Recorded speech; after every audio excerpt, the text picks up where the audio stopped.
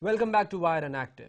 With every product and every service being promoted and being sold online these days, there are NGOs which are also not left behind. There are NGOs which are tech savvy and are all over the internet. One of them is Concern for Children Trust. We have with us today as our guest in the studio is Miss Hema Mukesh, who is the PR consultant for Concern for Children Trust, and we are going to discuss with her what are the online and what are the offline activities of these organizations and how has internet transformed their working. Hello Hema, how are you? I'm good, thank you. What are the activities of your organization? What is the main purpose which is being served by it? We Concern for Children, we are in the ground in Machar Colony for more than 12 years now. Machar Colony is on Maripur Road. On a 4-kilometer road, there are population which is 700,000 plus. We have a mother health child clinic which serves about 80 patients per day. Then we have a Chula Chowk project, which is a community kitchen, and that's in the Bengali area, which serves 24 families. Each family size is about 6 to 8. Then we also have our quarterly camps, in which our target is that we do each and every locality in Machar Colony, either it's Bengali area or Afghani or a Pathan area. So we do our quarterly camps there. Then we also are involved in school. We do our Machar art program. Recently we did it in the month of May and June, which served about 250 students. So you told us that all these activities in which your organization is involved, they are related to either the physical health of children or the mental health of children. How do you use the internet and technology for all these activities? For our ground level work, again, they do not have access to the internet because we are basically within the communities and we have to be within the communities. But then on the other hand, to raise funds and to raise awareness, we have to get onto the website.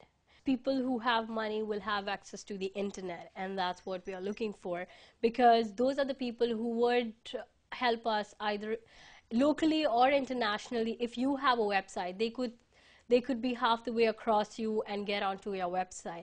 And if it touches the program or whatever we do within the community, if that touches them, they will somehow donate or want to be a part of our program. How much funds do you generate in terms of percentage from your online activities, from your website? I think I would say 75% we do get donations through our website, and 25% what the donors are, they're basically for when we talk to them about our programs, or if they do come and visit our site. And what about getting volunteers for your organization?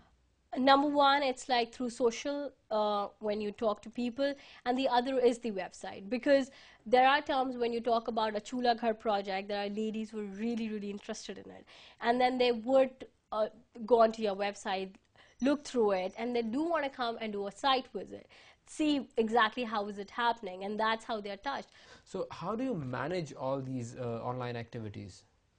Well, Creative Chaos is our corporate sponsor, and they do maintain our website. We're really, really thankful to them. Then on the other hand, we have GlaxoSmithKline, who takes care of all our overheads. They provide us with space. They take care of all our overheads, which is electricity bills. So we are, mashallah, very lucky in those senses. Then we have ICI, our corporate partner, who donates all our equipment for our projects. And so yeah, we're lucky in that sense. We see that there are many organizations, many NGOs which are having celebrity endorsements for their organization, and that counts a lot. People go after celebrities, people donate. Do you have any such thing? We have a panel of photographers and artists like Amin J, Tappu Javeri, then we have Kohi, we have Isdiyar, and for artists we have Adnan Lotia, then we have Hina Faruqi.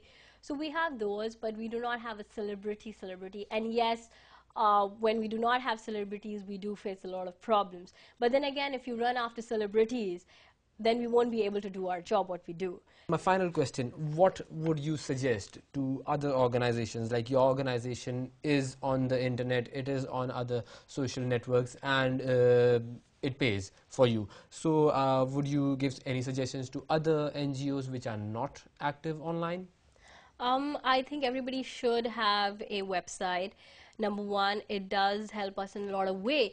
Like, as I'll give an example, when we wanted to do our TBA training, and if another NGO has done it before, they would, and we could go to them, and that would be very, very important for us, where they could give us suggestions that what we should do and what not. So you mean to say that a website or an online presence would not only help the NGOs generating funds or getting volunteers for them, but it would also be a sort of a collective resource which can be utilized by other NGOs by as other well. NGOs. This was Ms. Hema Mukesh from the Concern for Children Trust, and she was telling us about their online and offline activities. It's time for a very short break now, but after the break we'll get connected with PETA, which is the NGO named People for Ethical Treatment of Animals. We'll get in touch with them and see what is their perspective on the subject. See you after the break.